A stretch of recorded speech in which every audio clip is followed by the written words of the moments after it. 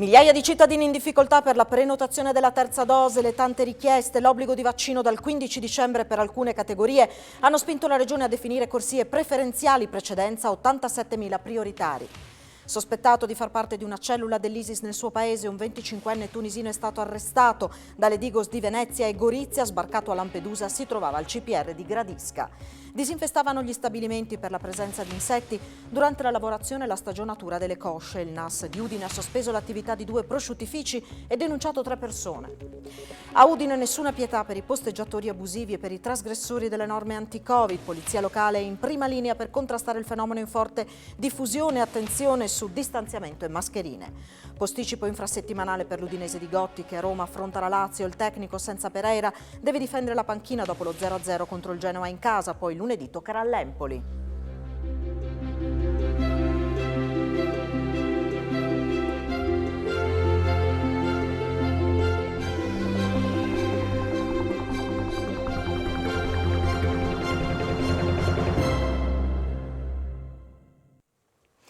A tutti voi buona serata, ben trovati a questa edizione del telegiornale di Telefriuli che apriamo parlando delle difficoltà che sono state segnalate da diversi cittadini che hanno tentato di prenotare la terza dose, l'accumulo delle richieste, poi la necessità per diverse categorie di vaccinarsi con la terza dose entro il 15 dicembre ha portato la Regione a definire delle fasce prioritarie. All'appello al momento mancano ancora 87.000 tra infermieri, appartenenti alle forze dell'ordine e insegnanti, coloro insomma che se non si vaccineranno entro il 15 dicembre non potranno andare a lavorare. 5 ore di blocco del CUP regionale e sempre maggiore difficoltà nel prenotare la terza dose. Se da un lato le richieste per terze dosi, spinte sicuramente dal Super Green Pass, stanno rapidamente aumentando, dall'altro si segnala un sempre maggior affanno delle strutture sanitarie regionali di rispondere a queste richieste. Tanto che dal sistema spesso ci si vede rispondere che la data disponibile più vicina è a gennaio, se non anche a febbraio. Particolarmente preoccupate sono ovviamente le persone il cui Green Pass della durata di 9 mesi scade all'inizio del nuovo anno e che ancora per le lungaggini delle prenotazioni non sono riusciti a fissare la nuova dose, o chi magari dal 15 dicembre necessiterà del Super Green Pass per andare a lavorare. Abbiamo istituito delle categorie prioritarie proprio per favorire persone fragili, sanitari, insegnanti e forze dell'ordine, ha spiegato il vicepresidente regionale Riccardo Riccardi intervenendo in prima commissione consiliare. Al momento abbiamo 346.000 persone prenotate alle nostre agende, di cui 116.000 delle categorie prioritarie. Gli altri 230.000 riceveranno comunque la dose che hanno prenotato, ma mancano all'appello 87.000 persone che hanno bisogno della terza dose per poter continuare a lavorare. A dicembre quindi, prosegue il vicepresidente, daremo la priorità a questi ultimi. Per questo mese abbiamo a disposizione circa 430.000 dosi. Riccardi in commissione ha poi sottolineato altri 2 aspetti. In questo momento l'infezione viaggia più veloce nella fascia giovanile e dovremmo quindi presto prendere in considerazione anche le prenotazioni tra i 5 e i 12 anni. Abbiamo bisogno di correre con le vaccinazioni utilizzando hub di grandi dimensioni in cui concentrare le forze per smaltire grandi numeri. Sono sempre intubato, mi hanno bucato dappertutto per salvarmi, mi hanno detto che i polmoni sono veramente distrutti. Comincia così la testimonianza raccolta dalle telecamere di Non è l'Arena sulla 7 di un portuale triestino che ha partecipato alle manifestazioni No Green Pass e che ora è ricoverato in ospedale per il Covid. Mi sono pentito di non essermi vaccinato, aggiunge, era uno di quelli che protestavano, ero un Novax. Eravamo tutti a dire la nostra e ora sono qua, ma adesso ho cambiato idea. Questo virus, conclude, non è da sottovalutare, bisogna stare sempre in guardia. Per te e per gli altri è l'unico modo. Si diceva delle terze dosi, secondo il monitoraggio effettuato dalla Fondazione Gimbe, la nostra regione è fanalino di coda per numero di somministrazioni appunto di terze dosi, con 10 punti di scarto rispetto alla media nazionale. Il Friuli Venezia Giulia è terza invece per incidenza di casi Covid. Con 586 casi ogni 100.000 abitanti, il Friuli Venezia Giulia è, dopo la provincia autonoma di Bolzano e il Veneto, la terza regione italiana con la maggiore incidenza di Covid. La situazione risulta in peggioramento rispetto alla scorsa settimana. I casi in 7 giorni sono aumentati dell'8%. I posti letto Covid sono occupati al 23% in area medica e al 14% in terapia intensiva, entrambi sopra soglia critica. È quanto emerge dal monitoraggio settimanale della Fondazione Gimbe. Tutte e 4 le province della nostra regione superano i 150 casi ogni 100.000 abitanti.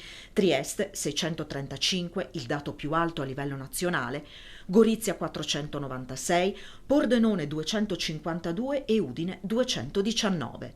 L'incidenza settimanale dei casi è uno dei 3 parametri, insieme alla percentuale dei posti letto occupati in area medica e in terapia intensiva, che determinano il passaggio di colore delle regioni.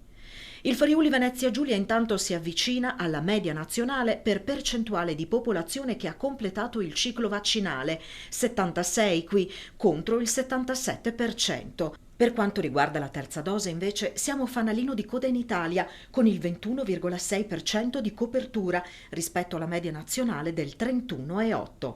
Gimbe segnala come nella settimana tra il 24 e il 30 novembre siano decollate le terze dosi nel nostro paese, più 52,5% rispetto alla settimana precedente. Negli ultimi 7 giorni in Italia sono state somministrate quotidianamente oltre 306.000 dosi di vaccino, pari complessivamente a oltre 1,9 milioni.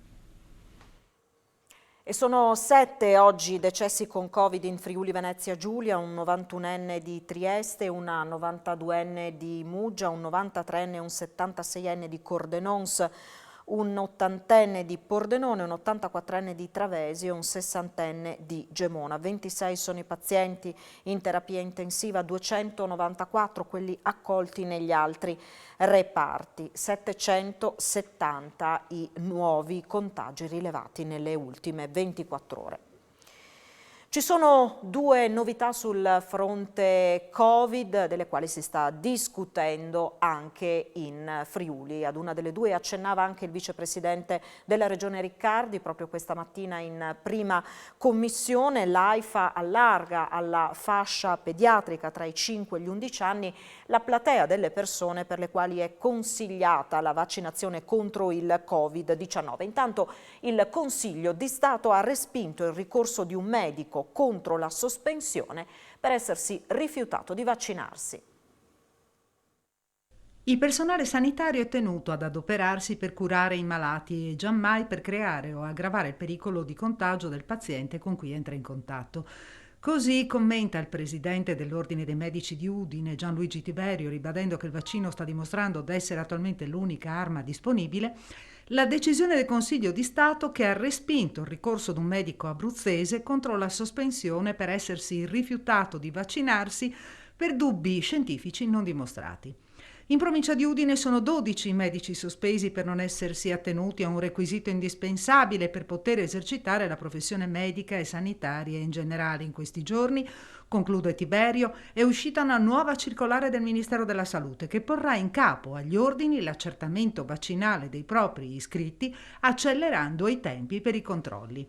E si allarga la platea delle persone per le quali è consigliata la vaccinazione contro il Covid-19. L'Agenzia Italiana del Farmaco ha dato parere favorevole alla vaccinazione anti-Covid per la fascia pediatrica dei bambini tra i 5 e gli 11 anni. Come ci spiega il segretario regionale della Federazione Italiana dei Medici Pediatri, Paolo Lubrano, il vaccino sarà somministrato in 2 volte con un dosaggio che è pari a 1/3 rispetto a quello somministrato agli adulti.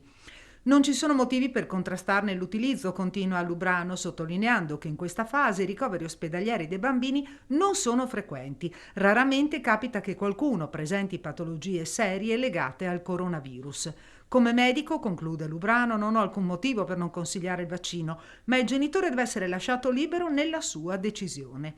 Le vaccinazioni cominceranno tra qualche settimana, il tempo per avere le indicazioni per mettere in piedi il sistema. Apparteneva ad una cellula ISIS in Tunisia che progettava di compiere attentati terroristici. Lo hanno arrestato gli agenti delle Digos di Venezia e Gorizia al CPR di Gradisca di Sonzo. Si tratta di un 25enne tunisino. Apparteneva a una cellula ISIS di Daesh attiva in Tunisia, impegnata in progettualità ostili da compiere con ordigni esplosivi.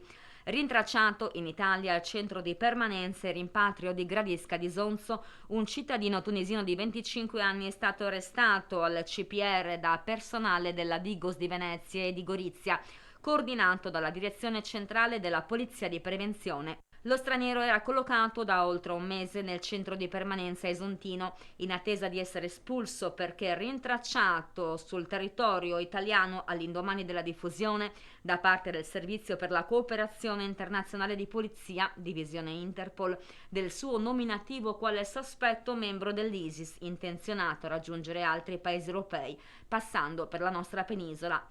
Al rintraccio del tunisino in Italia si era giunti all'esito di una complessa attività investigativa che, ricostruendo l'itinerario seguito dopo la sua partenza dalla Tunisia, aveva rapidamente consentito di individuarlo in provincia di Venezia, località che aveva raggiunto dopo essere sbarcato a Lampedusa il 16 settembre scorso con un nome diverso. Dopo la convalida dell'arresto da parte della Procura Generale presso la Corte d'Appello di Trieste, lo straniero adesso è in attesa della decisione sull'estradizione. Da parte della Regione è doveroso esprimere soddisfazione e fare le congratulazioni alle forze dell'ordine per il risultato ottenuto oggi nel contrasto alle infiltrazioni di gruppi terroristici nel nostro paese. Sono parole dell'assessore alla sicurezza del Friuli Venezia Giulia, Pierpaolo Roberti. Quanto avvenuto deve fungere da invito per il governo a riflettere sull'aumento dei giorni di permanenza nei centri per il rimpatrio, prosegue Roberti. Serve inoltre un ampliamento delle funzionalità, del numero di posti, del personale operante nelle strutture, aggiunge, e anche un potenziamento dell'organico degli uffici del giudice di pace per gestire i ricorsi presentati contro i rimpatri. L'assessore infine sottolinea la necessità di una immediata ripresa delle riammissioni con la Slovenia per bloccare tutti i flussi clandestini. Disinfestavano gli stabilimenti dagli insetti mentre i prosciutti di San Daniele DOP erano in fase di lavorazione o di stagionatura. Il NAS di Udine ha sospeso immediatamente le attività di 2 prosciuttifici e denunciato 3 persone per frode in commercio. Avevano eseguito più volte la disinfestazione da insetti, in particolare da mosche, in 2 stabilimenti di prosciutto di San Daniele DOP, senza prima togliere i prosciutti dagli ambienti di conservazione e di stagionatura. La pratica, da quanto emerso da un'indagine svolta dai carabinieri del nucleo antisofisticazione e salute di Udine, veniva svolta con regolarità da diversi anni, con emissione quindi sul mercato di prosciutti venuti a contatto con trattamenti disinfestanti anche durante la fase di stagionatura. Gli uomini del capitano Fabio Gentilini hanno eseguito una serie di indagini di iniziativa coordinate dalla Procura della Repubblica di Udine che hanno portato al blocco dei 2 stabilimenti lunedì mattina, uno con sede a San Daniele del Friuli e uno con sede in Carnia. Denunciati per frode in commercio il titolare, il direttore degli stabilimenti e il responsabile della ditta che ha eseguito le disinfestazioni. Sono state bloccate anche diverse partite di prodotti interessate dai trattamenti per impedirne la loro immissione in commercio. Il blocco servirà per indagare ulteriormente sulla presenza di questo salume sul mercato e nei 2 stabilimenti, che danno occupazione ciascuno a una dozzina di persone. Parco del Volo di Campoformido, si chiude il processo per truffa. Sentiamo. Il Tribunale di Udine ha dichiarato prescritti quasi tutti i reati contestati nel processo sui finanziamenti regionali per il Parco del Volo a Campoformido. Nel procedimento, che inizialmente contava 8 imputati, le ipotesi di reato contestate erano evasione fiscale, truffa aggravata e truffa aggravata per il conseguimento di erogazioni pubbliche. L'obiettivo delle truffe sarebbe stato l'ottenimento tra il 2009 e il 2013 di migliaia di euro di finanziamenti regionali per la realizzazione e la gestione del Parco del Volo e delle connesse attività espositive formative e di formazione all'interno dell'ex aeroporto militare. Tra gli imputati figuravano alcuni insegnanti e 2 dirigenti del Malignani, oltre a esponenti del club aereo Far East, in particolare l'allora presidente, il 56enne Andrea Cantarutti, assolto dai giudici per l'unico capo di imputazione non andato prescritto, ovvero evasione fiscale. Il caso del professore sessantenne dello Stringer di Udine, accusato di violenza sessuale e molestie nei confronti di 11 allieve dell'istituto tra il 2016 e il 2018, è ritornato nelle aule del Tribunale di Udine. Questa mattina sono stati ascoltati in qualità di testimoni alcuni professori dell'istituto che all'epoca raccolsero i racconti delle ragazze. Nella prossima udienza, in calendario per l'inizio di marzo 2022, sono previsti la testimonianza dell'allora dirigente scolastico e l'esame dell'imputato. Un giocatore di calcio a 5 è stato condannato dal Tribunale di Udine dopo una partita aggredì, ferendolo un avversario. Picchiò il giocatore avversario dopo la partita, condannato a 7 mesi di reclusione pena sospesa. Tanto è costata al giocatore di calcio a 5 Fils Yangala Welembowa l'aggressione nei confronti di Luca Daniel Chicco. A condannarlo è stato il giudice del Tribunale di Udine Daniele Fareschini Barnaba. La vicenda risale al 1 febbraio 2020, dopo la partita di C1 tra la Tarcento Futsal e la Clark Udine, nella quale militava l'imputato. Durante l'incontro Welembowa fu espulso per somma di ammonizioni e alla fine del match il condannato, con l'aiuto di altre 2 persone, colpì Chicco con una porta, gli sbatté la testa sul muro e gli sferrò un pugno al volto, procurandogli una lesione guaribile in 5 giorni. Per la cronaca, la Tarcento Futsal vinse l'incontro 11-6, nonostante le 3 reti del condannato. A Udine nessuna pietà per i posteggiatori abusivi e per i trasgressori delle norme anti-Covid. Parola della polizia locale. A Udine è guerra ai posteggiatori abusivi, dove dopo Piazza Duomo sono stati fermati anche in Piazza Garibaldi. Agiremo con fermezza in modo tale che certe cattive abitudini non prendano piega nella nostra città. Gli automobilisti sono magari orientati a lasciare una mancia a uno che magari ti indica dove c'è un posteggio, ma non credo sia una buona pratica da lasciar perdere. Finora abbiamo fermato sui 3 2 stranieri e un'italiana. E sono serrati anche i controlli nei confronti dei trasgressori delle norme anti-Covid. E dopo l'entrata in vigore delle nuove disposizioni, dai controlli che abbiamo effettuato, abbiamo elevato 3 sanzioni per mancato uso della mascherina e una sanzione in un pubblico esercizio perché non era stato controllato il Green Pass. I controlli vanno fatti in primis dagli esercenti, anche perché rischiano anche loro una sanzione nel caso che non facciano questi controlli. Dopodiché noi accediamo ai vari locali e verifichiamo col personale seduto al tavolo che siano in regola con il pass. Di attenzione, mascherina sempre addosso, anche all'aperto. Se uno non la porta, di quant'è la sanzione? La sanzione è di 400 euro. La Giunta regionale ha approvato lo stanziamento di 3 milioni di euro per le imprese, la stessa cifra per l'aumento di capitale della finanziaria regionale Friulia. Fondi alle aziende e risorse per Friulia sono le novità approvate dalla riunione di giunta odierna, nel corso della quale l'assessore regionale alle attività produttive, Sergio Emilio Bini, ha presentato 2 documenti per le imprese. Il primo è relativo a un riparto su base provinciale di 1,43 milioni di euro derivanti dall'assestamento bis 2021 e destinato alla concessione di contributi alle piccole e medie imprese tramite lo scorrimento delle graduatorie e delle domande concernenti la realizzazione di programmi pluriennali di promozione all'estero. All'area udinese sono destinate oltre 684.000 euro per 11 domande e a Pordenone 374.000 euro per finanziare ulteriori 6 domande per un totale di 91 su 133 in graduatoria e uno stanziamento complessivo di 7,4 milioni. Il secondo documento è relativo a uno stanziamento di 1,5 milioni di euro per un bando 2021 con presentazione domande nel mese di febbraio del 2022. Bini spiega che il bando finanzierà progetti di aggregazione delle imprese su una specifica disposizione di sviluppo impresa con cui l'amministrazione regionale intende promuovere anche la realizzazione realizzazione di aggregazioni in forma di reti di imprese tra agenzie immobiliari o società di gestione immobiliare turistica con sede legale o unità operativa in regione. L'intensità massima del contributo è pari al 50% della spesa ammissibile e l'importo massimo concedibile per progetto è di 150.000 euro e la graduatoria verrà stilata dalle Camere di Commercio su base provinciale.